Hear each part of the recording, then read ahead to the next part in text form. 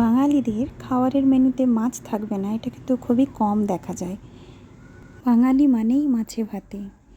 প্রত্যেক বাঙালি বাড়িতে কিছু না কিছু মাছের রেসিপি বানানো হয়। তাই আজ আমি আপনাদের সঙ্গে একটা মাছের রেসিপি শেয়ার করে নিচ্ছি, শাটিন মাছের তেল ঝাল। নমস্কার বন্ধুরা, কুক উইথ রাহা চ্যানেলে আপনাদের স্বাগত জানাই। আমি এখানে 500 শাটিন মাছ নিয়ে নিয়েছি। ভালো করে ধুয়ে হলুদ, লবণ আর লেবুর রস দিয়ে মাখিয়ে রেখে দিয়েছিলাম।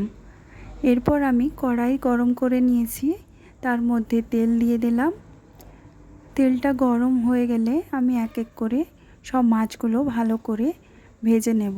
এই মাছগুলো একটু ডিপ ফ্রাই করে ভেজে নিতে হবে, তাহলে খেতে আরও বেশি ভালো লাগবে। যেহেতু এটা সামুদ্রিক মাছ, তাই এর মধ্যে একটা আষ্টে গন্ধ আছে, সেটার জন্য আমি লেবুর রস দিয়ে এটাকে মাখিয়ে রেখেছিলাম। এর ফলে মাছের গন্ধটা অনেকটাই চলে যায়।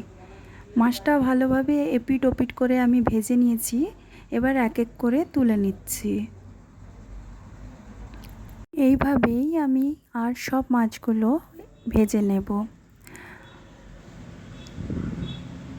সব মাছগুলো আমার ভালো করে ভাজা হয়ে গিয়েছে।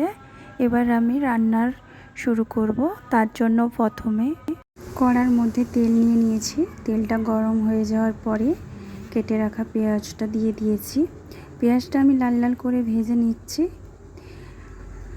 এরপর আমি 1 চামচ হলুদ গুঁড়ো, 1.5 চামচ লঙ্কা গুঁড়ো, 1 চামচ জিরে ধনে গুঁড়ো আর 1 চামচ লবণ গুঁড়ো দিয়ে সামান্য একটু জল দিয়ে দিলাম। মশলাটাকে ভালো করে কষিয়ে নেব। মশলাটাকে ভালোভাবে কষিয়ে নিতে হবে।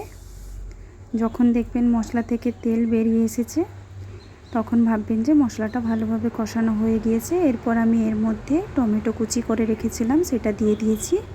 দিয়ে মশলাটাকে আরও কিছুক্ষণ কষিয়ে নিচ্ছি। মশলাটা ভালোভাবে কষানো হয়ে যাওয়ার পর আমি এর মধ্যে জল দিয়ে দিলাম।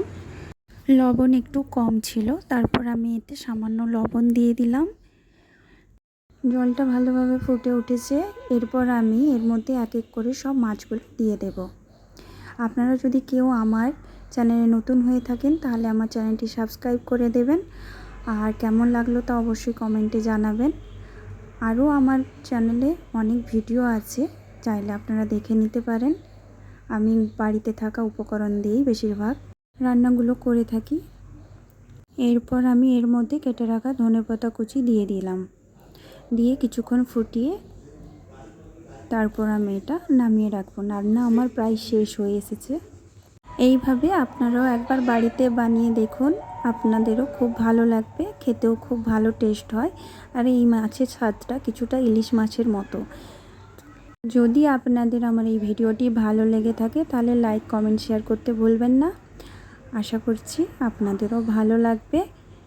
আমার সঙ্গে এতক্ষণ থাকার জন্য ধন্যবাদ। আবার দেখা হবে আপনাদের সঙ্গে নতুন রেসিপি নিয়ে। আপনারা ভালো থাকবেন, সুস্থ থাকবেন।